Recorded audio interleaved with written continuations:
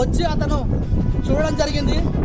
లేదు మా పాఠశాల పరిధిలో లేదు, మేము దానికి సీజ్ చేసే అథారిటీ మాకు లేదు, జిల్లా హెడ్ క్వార్టర్ మున్సిపాలిటీ కాబట్టి మాకు సంబంధం లేదు, మేము లెటర్ పెడతామని చెప్పడం జరిగింది. మరి ఫోన్ చేస్తామని చెప్పడం జరిగింది.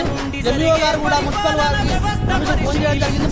మేము కూడా ఫోన్ చేయడం జరిగింది, పంపిస్తామని చెప్పడం జరిగింది. ఇప్పటికీ రాలేదు. మళ్ళీ ఫోన్ చేస్తే కూడా స్పందించలేదు. కాబట్టి దీనిపైన వెంబడే తక్షణమే చర్య తీసుకోవాలని నిన్నగాక మొన్న శ్రీకాకుళంలో పుట్టులో మీరు అది మరొక ముందే మళ్ళీ ఇది ఇట్లా వీళ్ళకు ఎవరు పర్మిషన్ ఇస్తారు, దీని వెనక ఎవరున్నారు, ఏ అధికారులు ఉన్నారు, ఏ రాజకీయ పార్టీ అంటా ఉంది.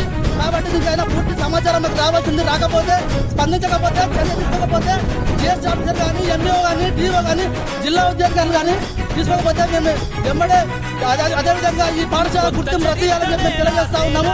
ఈ సిబిఎస్ఈ ఉందా లేదా అది కూడా పూర్తి సమాచారం మాకు రావాలి. క్యారీ బ్యాగ్స్ దానిపైన కూడా పల్లెలు చేసుకొని చెప్తా ఉన్నారు. పైన సమాచారం మాకు రాకపోతే ఉద్యమం చేస్తామని చెప్పి తెలియజేస్తూ జై భీమ్ జై భారత్.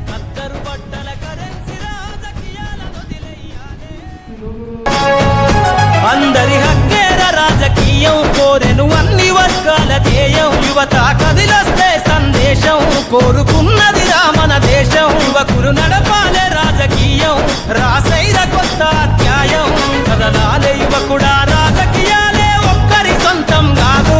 కదలాలే యువకుడా రాజకీయాలే ఒక్కరి సొంతం కాదు. ప్రజల క్షేమమై ప్రతి నవ్వుని పరిపాలకుడై ఏలో ఎదుగుతున్నవో యువతరమా ఓసారి ఆలోచించు.